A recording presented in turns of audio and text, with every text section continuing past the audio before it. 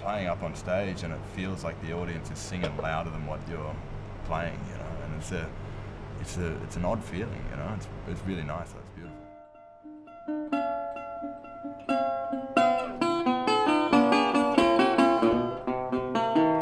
I just want total possession.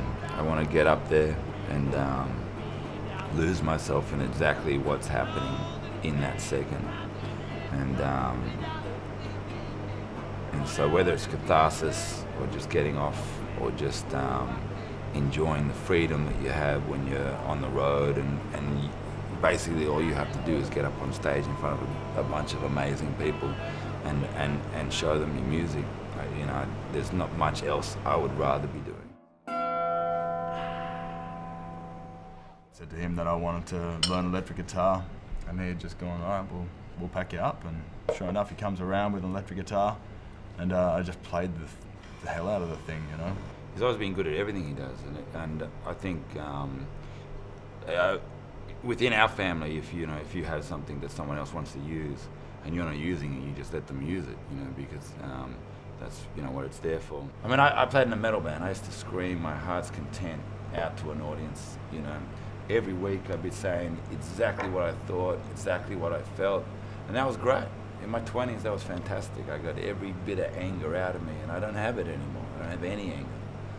But life is an interesting beast, and that's what I'm interested in. So these days, what I would like to do is tell a story. I just want to basically deliver a story to an audience that has honesty to it, so they can take it and they turn it into whatever it wants. I don't want to sit there and dictate what that song's about.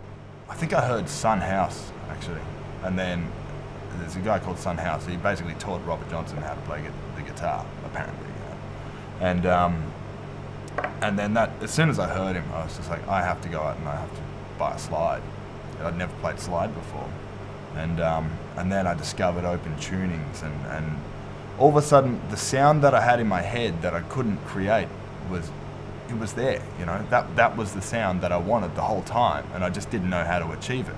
And that was through the use of open tunings and slide blues, you know, like that's what we had always envisioned but couldn't quite get there. In terms of place in like in this modern world, there's something about the blues or even just that the genre, however twisted our version is, that people relate to. Like, you know, it's a groin thrusting, you know, sweat dripping, moon howling kind of music. It's a music where everyone can just let go of their inhibitions and just embrace it for what it is. And I think there's something about that sound which is original to that genre of music, more so than a lot of other genres. I mean, we played rock and roll, we played punk, we played all kinds of different music, and they all have their things that we love, you know, the way it engages an audience.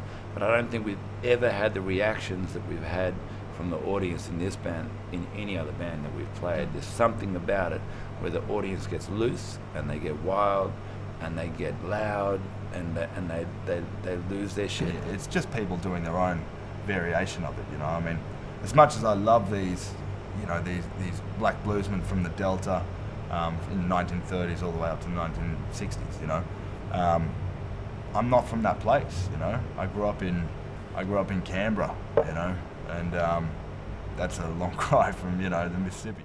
The fact that we get to meet all these amazing people, and we continue to meet amazing people, and we continue to build relationships with the people we've already met, and then and we get to play music, and you know, I mean, I really can't get my head around the idea of making money out of it.